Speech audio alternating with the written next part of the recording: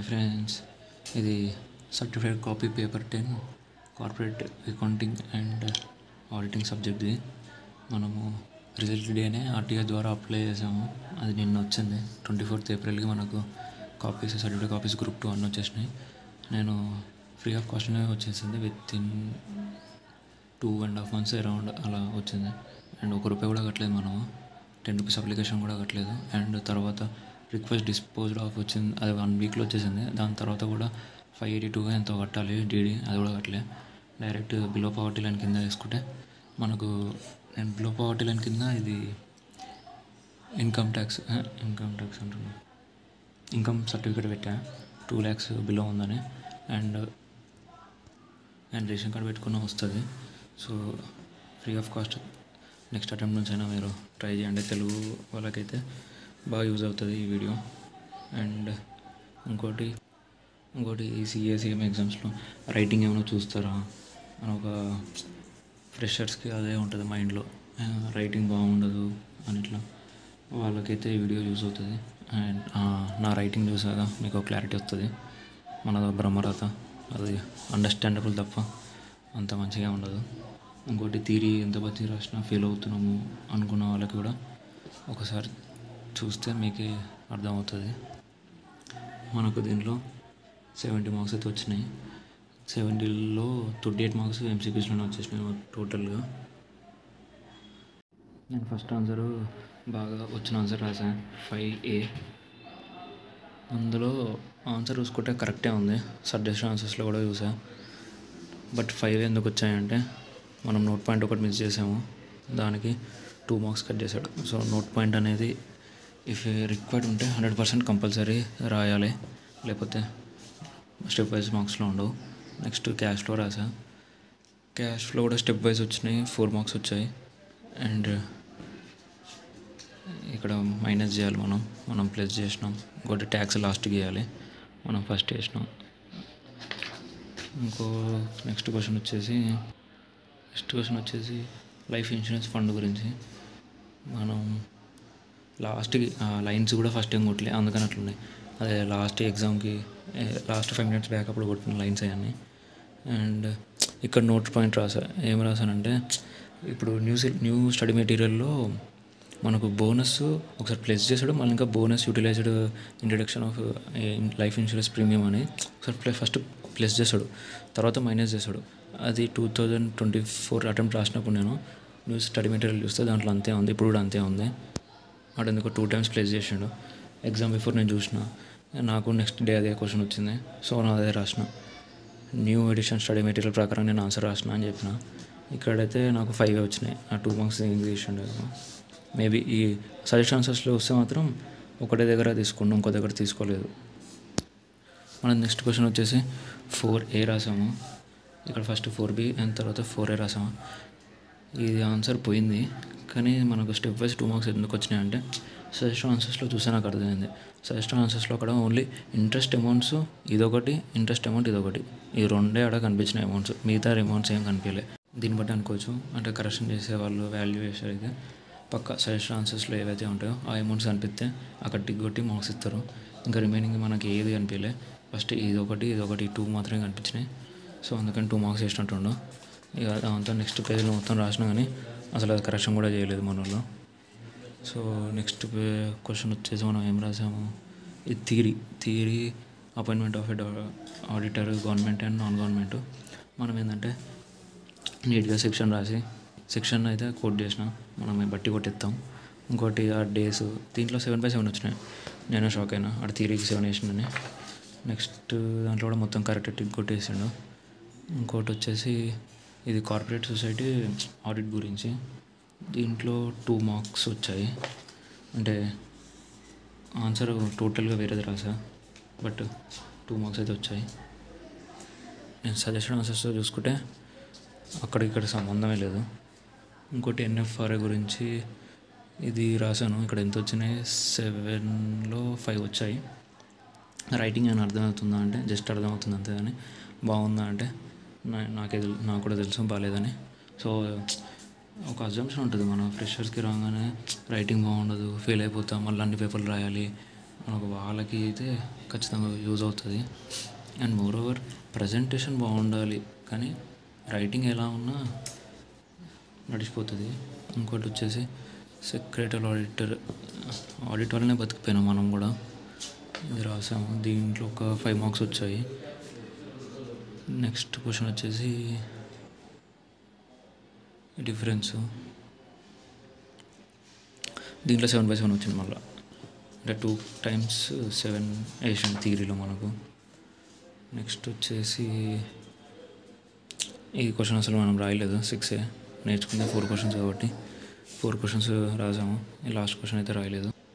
ఒకసారి మళ్ళీ వేరే పేపర్ చూపిస్తా, ఏమైనా రైటింగ్ అలాంటివి ఏమైనా చూసుకుంటే.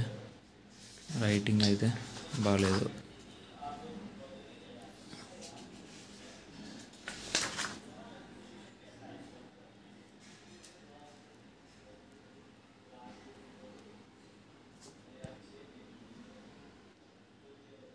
అయినా అర్థం కావట్లేదంటే మనోడు బ్లాక్ అండ్ వైట్ ఇచ్చాడు, సో కొంచెం కష్టంగా ఉంది, అది కనిపించట్లేదు మనకు దీంట్లో.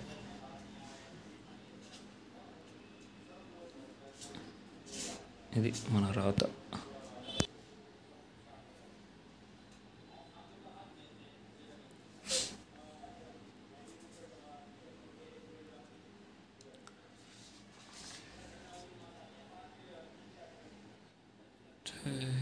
బాలయ్య.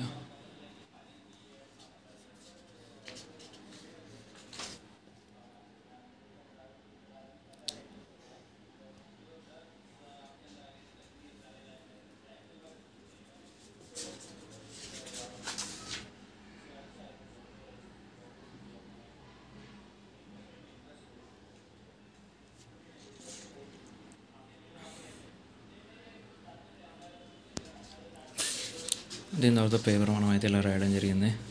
దాని తర్వాత నెక్స్ట్ మనకు ఎంసీక్యూస్లో అప్పుడప్పుడు ఎస్ఏస్ గురించి అడుగుతాడు. స్టాండర్డ్స్ అండ్ అకౌంటింగ్ ఒక్కటైనా వస్తుంది మనకు. ఇది 2 మార్క్స్ ఈజీగానే ఉంటుంది అని చెప్పి మనం ప్రతిదానికి కోడింగ్ ఎక్కువ కష్టపడము. సో అందుకని ప్రతిదానికి ఏదో ఒక కోడ్ పెట్టేస్తాం. ఫస్ట్ ఎస్ఏ 500 అంటే ఆడిట్ ఎవిడెన్స్ కదా, మనం ఎట్లా గుర్తుపెట్టుకుంటాం, ఆల్ఫాబెట్ ఫిఫ్త్ ఆల్ఫాబెట్ ఈ కదా, 500 evidence ABCDE. So SA 500 audit evidence ఇలా గుర్తుపెట్టేసుకోండి.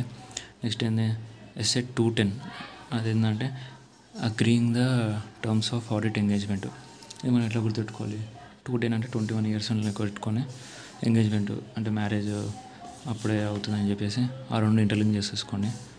ఇంకోటి ఏంది SA 240 auditors responsibility relating to the fraud in audit of financial statements. మనం 240ని 420 మిర్రర్ రిఫ్లెక్షన్ ఉంటుంది కాబట్టి 420 అంటే ఫ్రాడ్ కాబట్టి అలా గుర్తుపెట్టేసుకోండి. ఇప్పుడు 3 అయినాయి. ఇంకోటి వచ్చేసి ఇది మెయిన్ ఇంపార్టెంట్, ఒక దీని మీద క్వశ్చన్ కూడా ఉంటుంది. SA 299 joint audit of financial statements, joint auditors గురించి ఉంటుంది. జాయింట్ ఆడిట్ ఎట్లా గుర్తుపెట్టుకోవాలంటే 99 జాయింట్ ఆడిటర్స్, వాళ్ళిద్దరు కలిసిమెలిసి ఉంటారని గుర్తుపెట్టుకోండి. ఎవరైతే జాయింట్ ఆడిటర్స్ ఉంటారో అది 99, 69 కాదు, ఏం లేదు. నెక్స్ట్ వన్ వచ్చేసి ఏం పెట్టాం, ఇది మెయిన్గా మూవీ లవర్స్కు అయితే ఈజీగా వాళ్ళకి ఈజీగా అర్థమవుతుంది. Movie lovers minimum movie lover అయి ఉండాలి వాడు. ఏంటంటే ఎస్ఏ 230 వచ్చేసి ఆడిట్ డాక్యుమెంటేషన్. మనం ఎట్లా పెట్టినా 23rd ఫిలిం డార్లింగ్ అని పెట్టేసా, డార్లింగ్ 23rd ఫిలిం అని చెప్పేసి, అది డార్లింగ్ 23rd ఫిలిం వచ్చేసి కల్కి సినిమా. సో మినిమం సినిమా పిచ్చోడే ఉండాలి. నెక్స్ట్ ఆడిట్ శాంపులింగ్ అంటే 53rd ఫిలిం సూర్య పెట్టేసుకోండి, సూర్య అని పెట్టేసుకుంటే మనకు సరిపోతుంది. ఇంకోటి వచ్చేసి 300 అంటే 3 మనకు చాలా ఇంపార్టెంట్, డాక్యుమెంటేషన్, శాంప్లింగ్, ఇంకోటి ప్లానింగ్. ఎస్ఏ 300 వచ్చేసి audit planning of audit of financial statements. ఇది 2 waysగా చెప్తా. ఒకటి పోకిరి మూవీ 300 days ఆడింది, ఇంకోటి పి అంటే ప్లానింగ్ పోకిరి, అండ్ పి అంటే ప్రభాస్ లెక్క. ఇట్లా 2 ways మీకు ఎలా యూజ్ అయితే అలా. పోకిరి 300 days ఆడింది, ఇంకోటి ప్రభాస్ మూవీ 300 days ఆడుతుంది. సో ప్రభాస్గా లైన్ బై లైన్ ఒక 5-6 సినిమాలు ఉన్నాయి కదా, ఓ ప్లానింగ్, ఓ విజన్, ఓ పద్ధతి అన్నీ ఉన్నాడని అలా మనం పెట్టేసాం అనమాట. నెక్స్ట్ వన్ వచ్చేసి ఇది క్రికెట్ లవర్, ఇది కూడా ఇంపార్టెంట్, ఎస్ఏ 700. సో అందుకనే పెట్టా. ఇది farming an opinion of reporting on financial statements. అంటే 700 అంటే క్రికెట్ లవర్స్ అంటున్నా అంటే తాలా అనేది మనకు అర్థం అవ్వాలి. తాలా గురించి చెప్తున్నా. సో తాలా గురించి తాలా ఒపీనియన్ ఏంది, నెక్స్ట్ IPL 2026 2027 అట్లా ఆడతాడా అంటే అట్లా చాలా ఒపీనియన్ ఇస్తాడు కదా, సేవ్ రిప్లేస్ అని డెఫినెట్లీ మాట్లాడాలని. సో అలా గుర్తుపెట్టేసుకోండి. ఇది ఇంపార్టెంట్ అని ఇది నేను కోడ్ పెట్టినవి డిసెంబర్లో మనం చేసినప్పుడు ఎవరు కష్టపడతారని. సో ఇంకోటి ఏంటంటే ఇది form CRA 03 and form MR 03 అనేది ఈ రెండు ఆడిట్ రిపోర్ట్స్ గురించి. మనకు cost audit report and secretary audit report. Audit report అంటే 3 అని గుర్తుపెట్టేసుకుంటే మనకి ఈ రెండు ఇంపార్టెంటే. అప్పుడప్పుడు క్వశ్చన్స్ అడుగుతుండో దాన్ని ఆ టూ టాపిక్స్ నుంచి. సో 100% అది చూసుకోండి. ఇంకోటి వచ్చేసి మెయిన్ చెప్పాలనుకుంది ఏంటంటే వీడియోలో MCQs నెగ్లెక్ట్ చేస్తే కష్టం, మనకు పాస్ అవ్వడం కష్టం. మోరోవర్ ఎగ్జామ్షన్ అవ్వాలంటే MCQs నెగ్లెక్ట్ చేయొద్దు అసలు.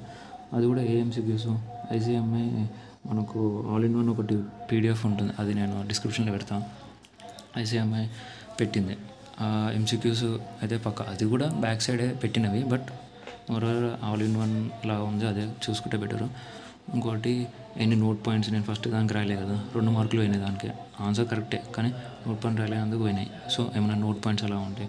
ఇంకోటి పాయింట్ వైజ్ రాయాలి, ఇది అందరికి తెలుసు పాయింట్ వైజ్ రాయాలని.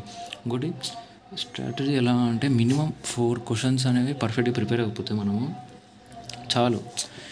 4 క్వశ్చన్స్ ప్రిపేర్ అయినా మనకు 14 × 4 56, ఇది ఒక 30, మనకు ఆడనే 80 వరకు వస్తుంది. సో అందుకని 4 క్వశ్చన్స్ పర్ఫెక్ట్గా ప్రిపేర్ అయితే 5th వన్. నేను అందుకని అసలు మాడ్యూల్ 6A అసలు రాయలేదు లాస్ట్ క్వశ్చన్. అందుకని 4 క్వశ్చన్స్ పర్ఫెక్ట్గా మనం ప్రిపేర్ అయిపోతే 4 క్వశ్చన్స్ పర్ఫెక్ట్గా ప్రిపేర్ అయిపోతే it's more than enough. Exemption వరకు ఈజీగా వచ్చేస్తుంది మనం 4 క్వశ్చన్స్ నేర్చుకున్నా సరే. ఇంకోటి ఏంటంటే ఇది ఏదో మనం ఆడిట్ ఇది అందరికి తెలిసిందే, బట్ మోర్ కన్వీనియంట్ దాంట్లో రాసా. మనకు ఆడిట్లో 6, 7, 8 క్వశ్చన్స్ ఉంటాయి. 6A వచ్చేసి module 6, 6B 7A 7B 8A వచ్చేసి మాడ్యూల్ 7 అండ్ 8B వచ్చేసి ఎక్స్క్లూజివ్ మాడ్యూల్ 8 నుంచి క్వశ్చన్ ఇస్తాడు. అండ్ మేబీ ఈసారి బ్యాంక్స్ నుంచి అయినా లోకల్ సెల్ఫ్ గవర్నమెంట్స్ అయినా ఇస్తాడేమో నా అజంప్షన్. ఎందుకంటే లాస్ట్ టైం కూడా నేను కార్పొరేట్ అయినా బ్యాంక్ అయినా ఇస్తాడు అనుకున్నా, కార్పొరేట్ ఇచ్చాడు. ఇప్పుడు బ్యాంక్ అయినా సెల్ఫ్, ఎందుకంటే సింపుల్ రీజన్, ఇంకా ఇంతవరకు ఈ క్వశ్చన్స్ అడగలేదు న్యూ సిలబస్లో అంతే.